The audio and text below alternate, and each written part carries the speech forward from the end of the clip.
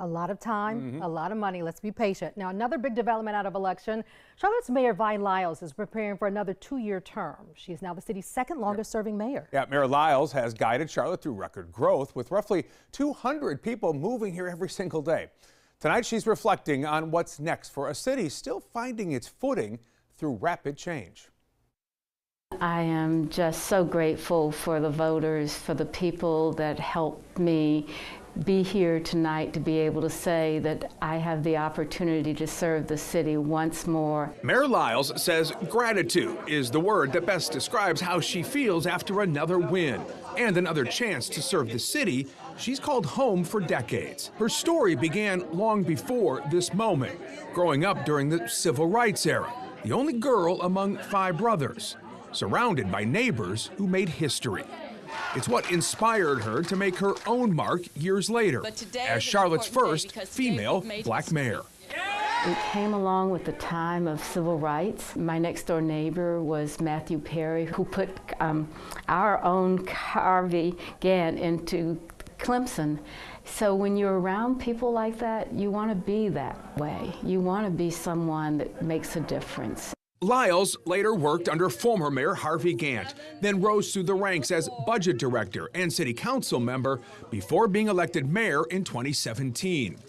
Under her leadership, Charlotte has grown at a record pace, but it hasn't been without its challenges.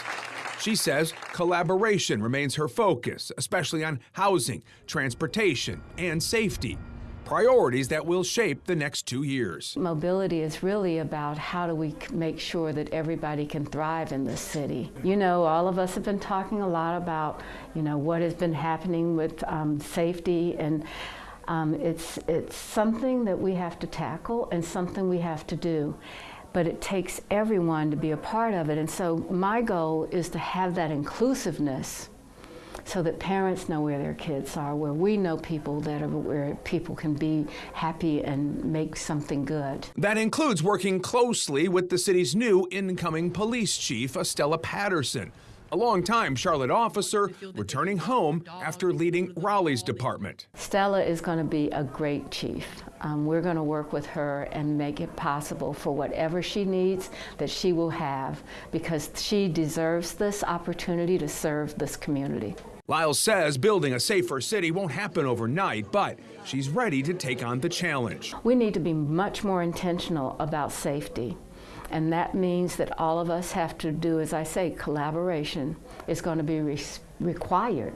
Sometimes I think maybe we ought to tackle something that's much more difficult, and this might be what it is. And while the mayor hasn't said if she'll run again, she says her motivation to keep going is personal, rooted in both family and community. I have the energy for another 2 years because I have granddaughters here.